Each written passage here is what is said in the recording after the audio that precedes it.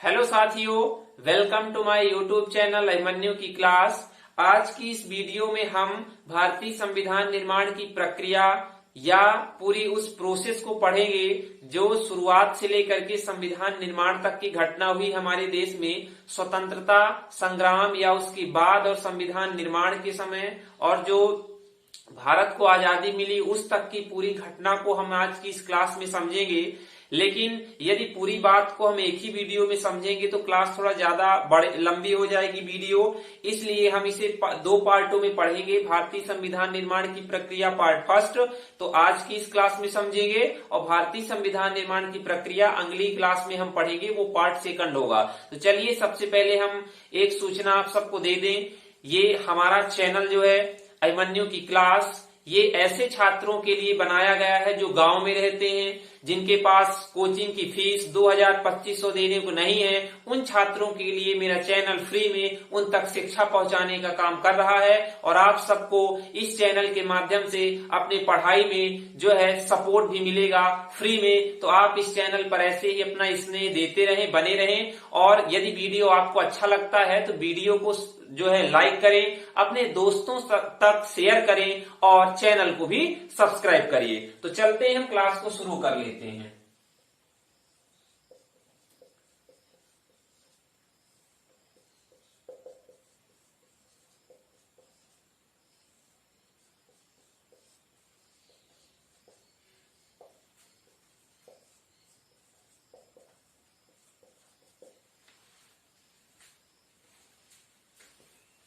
भारतीय संविधान निर्माण की प्रक्रिया, हम इसमें सबसे पहले जान लेते हैं कि भारत में शुरुआत में क्या हुआ कि जब अंग्रेजों का आगमन हुआ।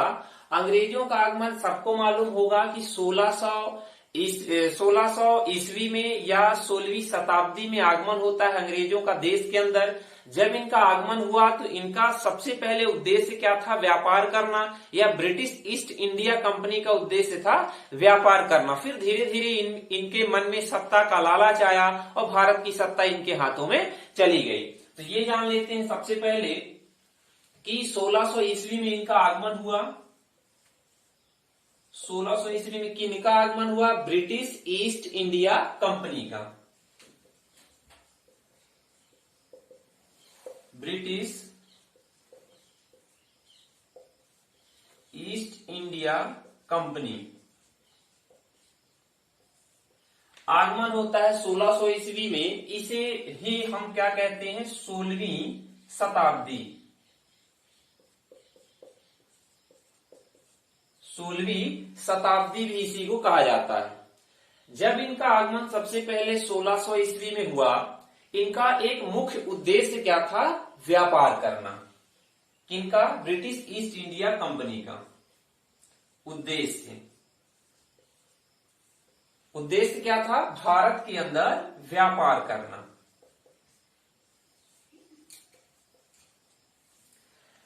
तो व्यापार करना एक उद्देश्य था, और सबसे पहले इन्होंने अपना व्यापारिक केंद्र सूरत को बनाया था। सूरत यानी वर्तमान में गुजरात।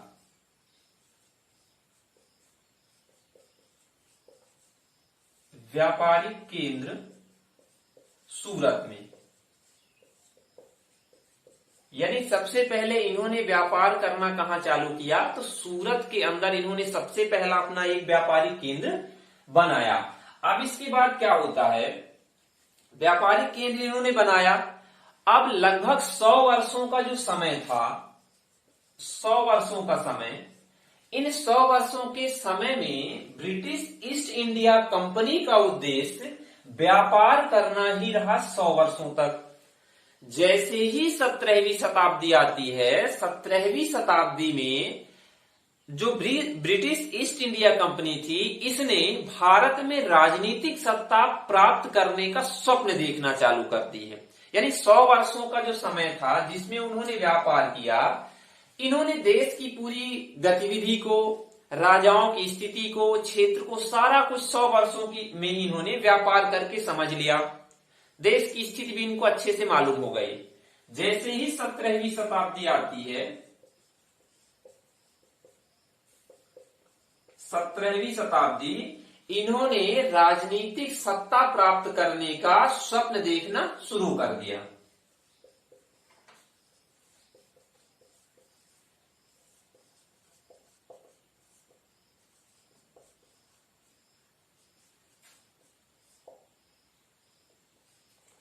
राजनीतिक सत्ता का स्वप्न देखना चालू कर दिया।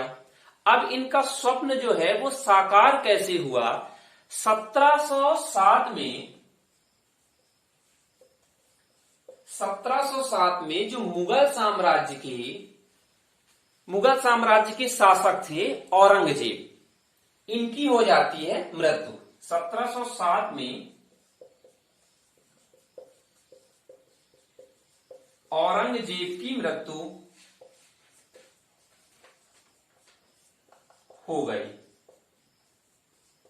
अब औरंगजेब की मृत्यु के बाद, औरंगजेब को मालूम होगा मुगल साम्राज्य के अंतिम शासक थे भारत के अंदर।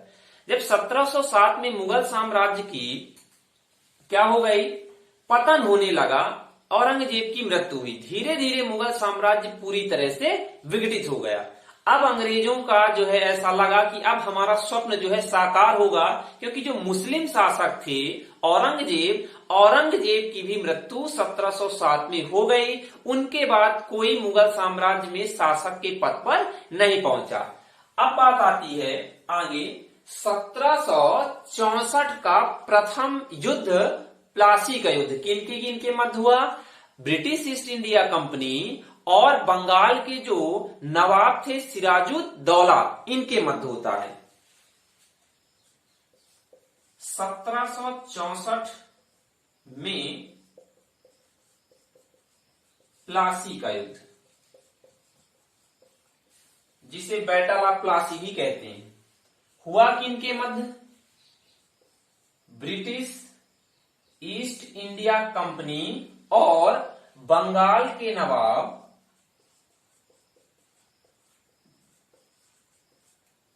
सिराजुद्दौला, इन दो के मध्य हुआ। परिणाम क्या निकला प्लासी के युद्ध का? सिराजुद्दौला हार जाते हैं। तो जीता कौन? British east India company. British east India company और किसी भी मुस्लिम शासक के साथ प्लासी का युद्ध पहला युद्ध था, और इस पहले युद्ध में ही अंग्रेजों को जीत मिली और इनका आत्मविश्वास बढ़ जाता है। यानी पहली बार ही किसी से इन्होंने लड़ाई की और उस लड़ाई में भी अंग्रेजों की या ब्रिटिश ईस्ट इंडिया कंपनी की जीत होती है। जीत के बाद इनका आत्मविश्वास बढ़ा और इसके जस्ट बाद ही अगला युद्ध लड़ते हैं 1700, ये जो हमने प्लासी का युद्ध है वो प्लासी का युद्ध है 1757 में, और बक्सर का जो अगला युद्ध है वो है 1764 में। 1764 में बक्सर का युद्ध लड़ा। जस्ट प्लासी के युद्ध के बाद ही लड़ा, यानी कि लगभग 6 से 7 साल बाद इन्होंने दूसरा युद्ध लड़ा, जिसे बैटल ऑफ बक्सर कहते हैं। अब ये किनके मध्य हुआ? तो ब्रिटिश ईस्ट इंडिया कंपनी तो थी ही, अब इधर जो प्रतिद्वंदी थे वो 3 थे। कौन थे? बंगाल के नवाब जो हार चुके थे सिराजुद्दौला, तो वो तो थे ही बंगाल के, साथ में और कौन था? अवध के थे, और अन्य क्षेत्रों के मुगल साम्राज्य के लोग।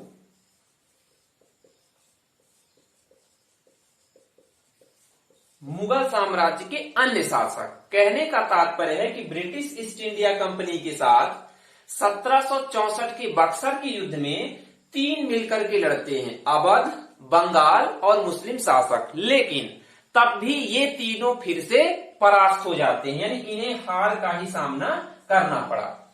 अब दूसरे युद्ध के दौरान भी अंग्रेजों की जीत हो गई, यानी पहला जो प्लासी का युद्ध था 1757 का, और दूसरा युद्ध बक्सर का था 1764 का। इन दोनों युद्धों में अंग्रेजों की क्या होती है? जीत होती है, या ब्रिटिश ईस्ट इंडिया कंपनी की जीत होती है। इसके बाद से ईस्ट इंडिया कंपनी ने भारत में राजनीतिक सत्ता स्थापित करना शुरू कर देती है। अब भारतीयों के व्यवहार को नियंत्रित करने के लिए ब्रिटिश ईस्ट इंडिया कंपनी एक एक करके कानून लाना भी शुरू कर देती है। तो बात कर ले कि ब्रिटिश ईस्ट इंडिया कंपनी ने सबसे पहला कानून जो कि भारतीयों को नियंत्रित करने के लिए लाया था वो था 1773 का रेगुलेटिंग एक्ट। यानी कि 1764 में क्या हुआ, बक्सर का युद्ध भी जीत लिया। इसके बाद आता है समय 1773 का regulating act.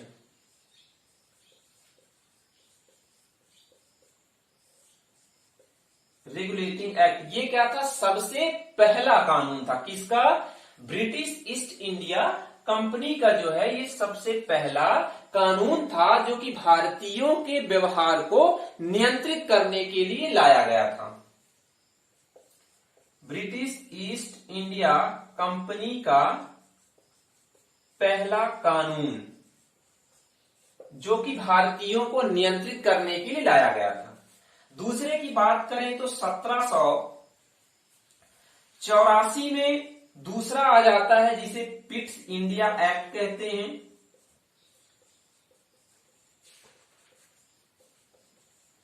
Pitt's India act, इसके बाद से लगभग बहुत सारे कानून आते हैं समय समय पर जिससे कि भारतीयों के व्यवहार को नियंत्रित किया जा सके। तो क्रम से हम याद रख लेते हैं। फिर आता है 1793 का चार्टर आता है। 93 के बाद यहां पे ये याद रखना है 1793 में कि 1793 से लेकर के 1853 तक 4 चार्टर लगातार आते हैं। कितने कितने वर्षों के अंतराल में, 20-20 वर्षों के अंतराल में। तो इनको याद रखना बहुत ही आसान है कि 1793 से लेकर के 1853 तक में 4 चार्टर लगातार आते हैं जो कि 20 वर्षों के अंतराल में थे।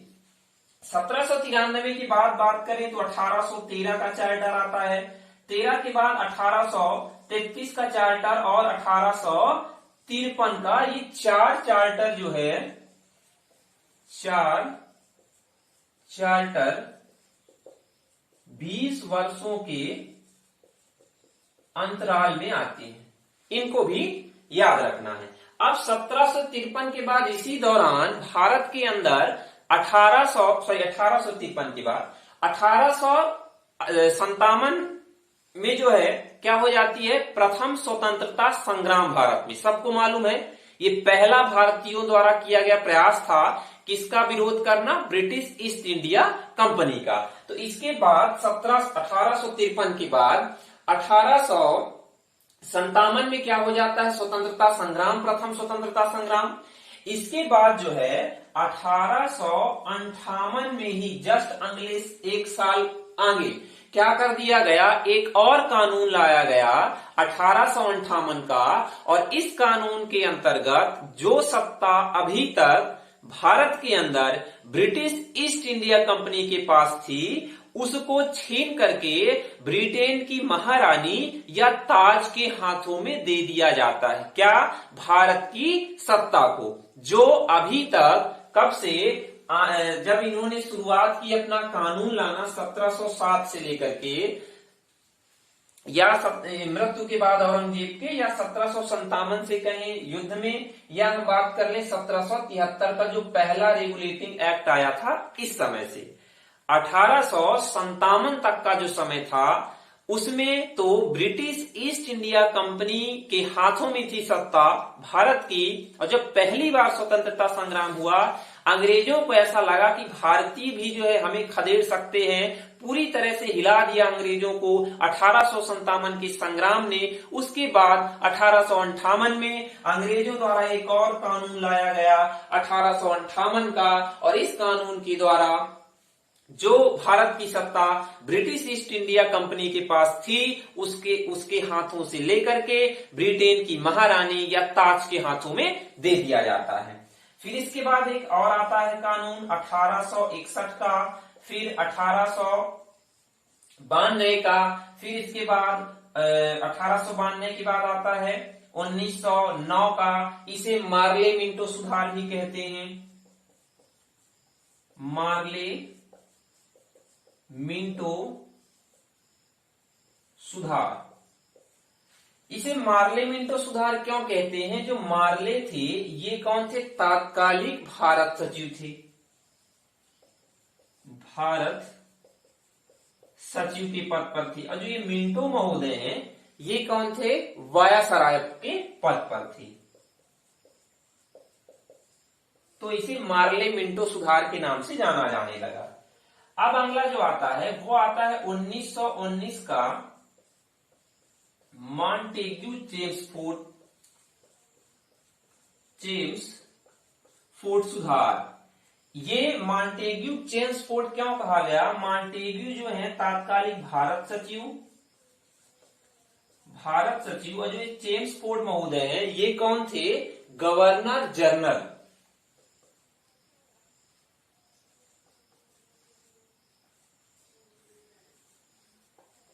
ये जो है गवर्नर जनरल के पद पर थे।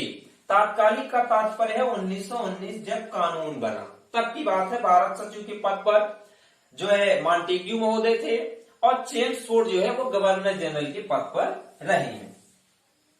अब इसमें दो कानून और आते हैं, उन कानूनों को भी हम समझते हैं।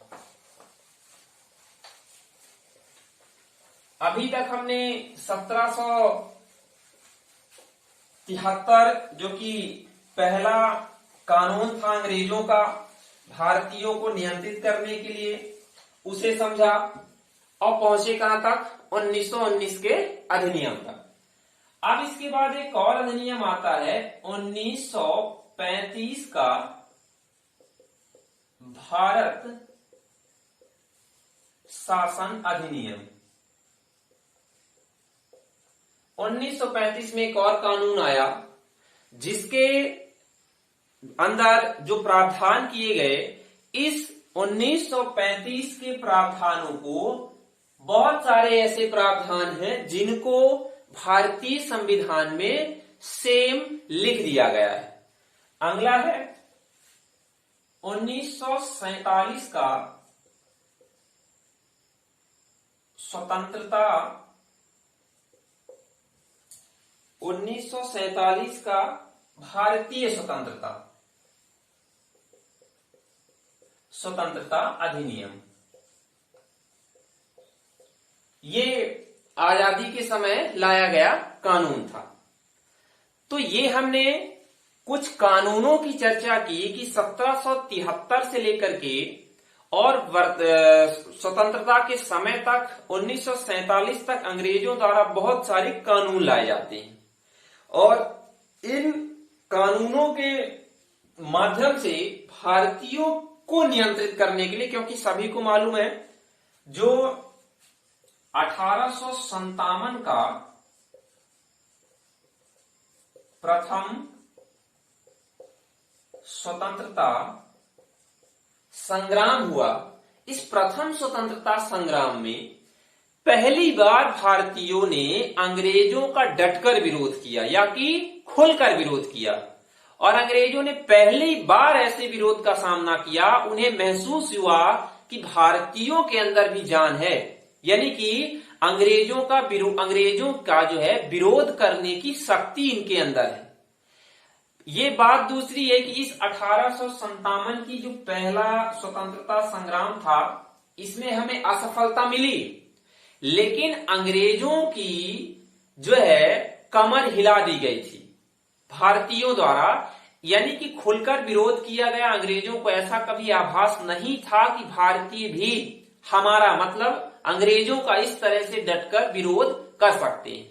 असफलता का, ये प्रथम स्वतंत्रता संग्राम में असफलता का एक ही मुख्य कारण था कि हम भारतीयों ने मिलकर अंग्रेजों का विरोध नहीं किया था। कैसे मिलकर? जैसे बात करें कि ये रियासत है, इसके राजा जो है शासक वो किसी और दिन अंग्रेजों का विरोध कर रहे हैं, ये कोई दूसरी रियासत है यहाँ की किसी और दिन, ये कोई तीसरी रियासत है यहाँ के शासक किसी और दिन विरोध कर रहे हैं।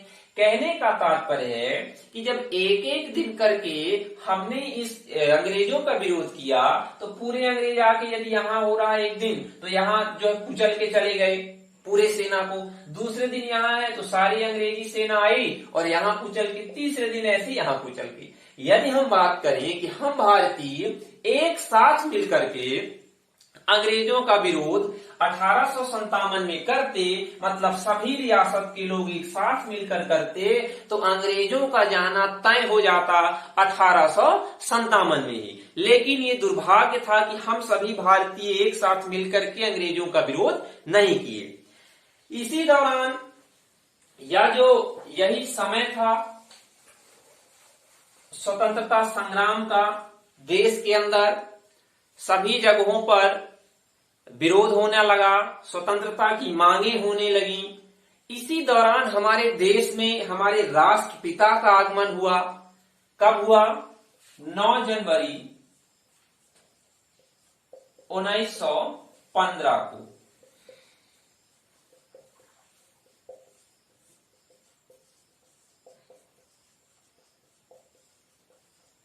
गांधी जी का आगमन हुआ। अब कहेंगे कहाँ आगमन हुआ? देश के अंदर आगमन हुआ, यानी भारत में आते हैं। अब बात कहां से आते हैं? तो गांधी जी की यहाँ पे बात आ गई है, तो थोड़ा सा हम गांधी जी के का भी परिचय और कर लेते हैं डिटेल से। 9 जनवरी को याद रखिएगा, 9 जनवरी को प्रत्येक वर्ष जो है हम प्रवासी भारतीय दिवस के रूप में मनाते हैं।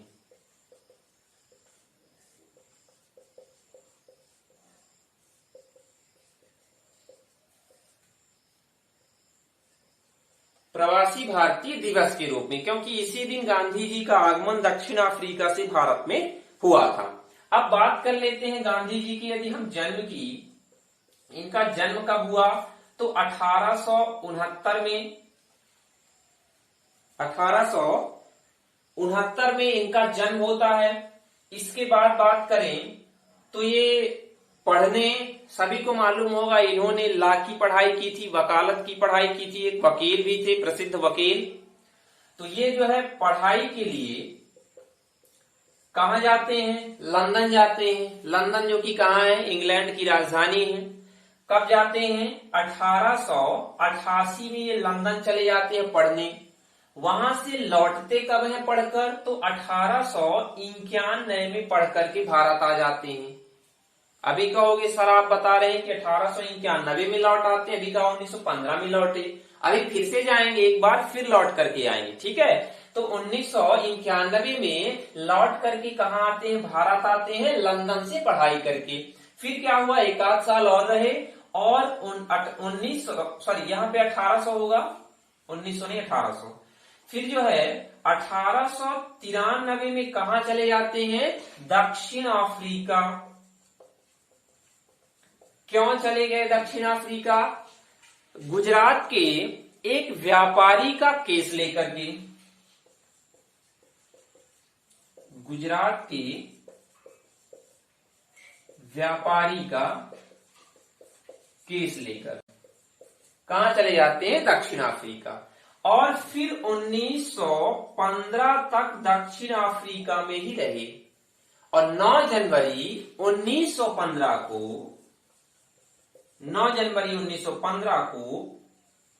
भारत आते हैं। इसीलिए मैंने पहले जो यहां लिखा है वो यही वाली डेट है कि 9 जनवरी 1915 को भारत आते हैं। अब जब 9 जनवरी 1915 को महात्मा गांधी भारत आए, उन्होंने भारत में चल रही राजनीतिक घटनाओं को समझा। यानी जो ये 1915 का समय था, लोग या भारतीय क्या कर रहे थे? स्वतंत्रता के लिए लड़ाइयां लड़ी जा रही थी, अंग्रेजों को विरोध करने के तरीके निकाले जा रहे थे, देश स्वतंत्र हो इसका प्रयास किया जा रहा था। गांधी जी जब 1915 में आते हैं, इसके बाद उन्होंने देश की राजनीतिक स्थिति को समझा, और समझने के बाद 1916 में इनका पहला सत्याग्रह होता है, चंपारण सत्याग्रह।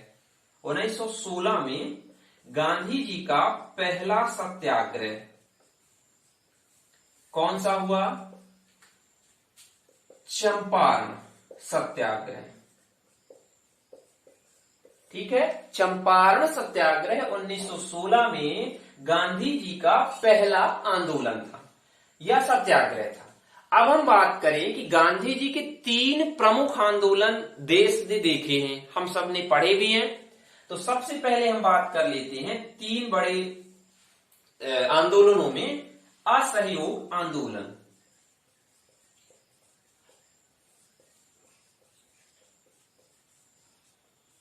असहयोग आंदोलन, इसकी डेट क्या है? 1920। 1920 में गांधी जी का ये सबसे बड़ा आंदोलन था जिसका नाम था असहयोग आंदोलन। दूसरे नंबर पे कौन सा आंदोलन था? सविनय अवज्ञा आंदोलन। इसको जस्ट +10 वर्ष कर दीजिएगा, याद रहेगा। 1930 का समय है ना। इन दो में थोड़ा सा कंफ्यूजन होता है, असहयोग और सविनय। 20 में है कि 30 में है, इसमें डाउट होता है। तो एक छोटा सा तरीका है कि याद रखिएगा, आ पहले आता है, सा बाद में आता है। तो आ को पहले रख देना असहयोग 1920 में, सा को उसके नीचे रखना है यानी 1930 में। तीसरे की हम बात करें, तीसरा जो और सबसे बड़ा था भारत छोड़ो आंदोलन।